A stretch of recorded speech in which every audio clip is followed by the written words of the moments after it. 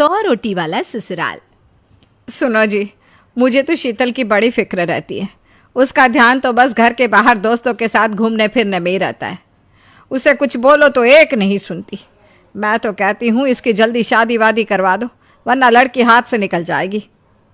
तुमसे ज़्यादा चिंता है मुझे शीतल की शादी की। कल ही वो रामपुर वाले मौसा जी को फ़ोन भी किया था। बता रहे थे एक लड़का है नज़र में। उनका अपना घर है और लड़का भी अच्छा है। अरे तो फिर बस बात चलाओ ना, एक बार देखे तो सही लड़का और घर बार कैसा है। कौन से लड़की की बात चल रही है यहाँ? तुम्हारी शादी की बात चल रही है बेटी। अब तुम्हारी शादी की उम्र हो रही है तो लड़का तो देखना पड़ेगा ना। उफ़ो, मुझे अभी नहीं करनी शादी वादी। ये तो मेरे खेलने कूदने के दिन है। बहुत खेल कूद ली तुम। अब घर के काम धाम सीखने की कोशिश करो, समझी?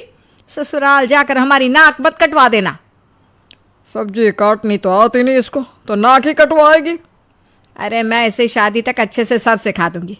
आप तो बस उस लड़के से इसकी शादी के बाद चलवाओ। कुछ दिनों बाद कुणाल और उसकी माँ शीतल को देखने घर आते हैं। कुणाल दिखने में बड़ा ही स्मार्ट होता है। शीतल तो उसे देखती ही रह जाती है।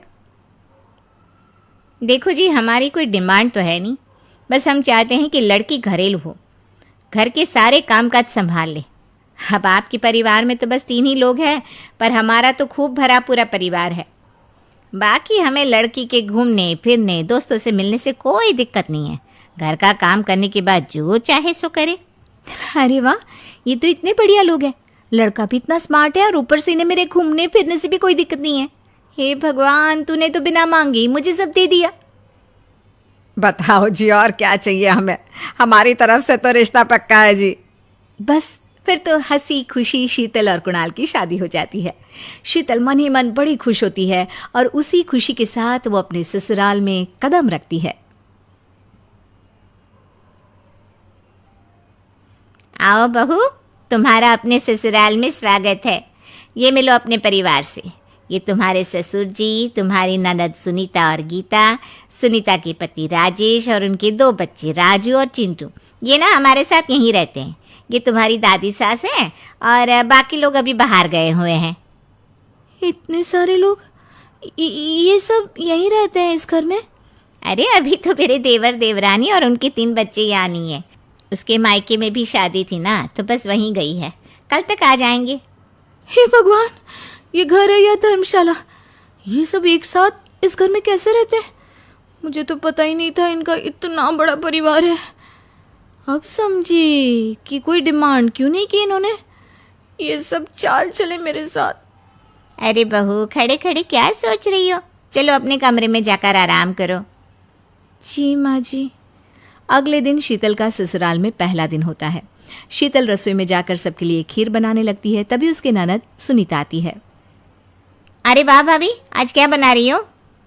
बस दीदी, आज वो पहली रसोई है ना, तो खीर बना रही थी। अरे भाभी, ये खीर वीर रहने दो। घर में 4 लोगों को शुगर है और कुछ लोग मीठा ही नहीं खाते। आप ना सीधा खाना ही बना दो। क्या फ़र्क पड़ता है मीठा बने या नमकीन? बस बहू के हाथ की पहली रसोई होनी चाहिए ना। जी दीदी, तो फिर मैं खाना ही बना देती हूँ।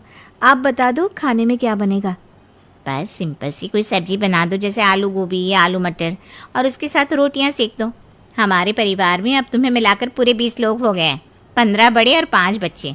बड़ों की 6 और बच्चों की 2 के हिसाब से रोटी बना देना। चलो मैं चलती हूँ, सब देख लेना। हाँ, बड़ों की 6 रोटी मतलब कि 15 लोगों की 90 रोटियाँ, और बच्चों की 2 रोटी मतलब 5 बच्चों की 10 रोटियाँ।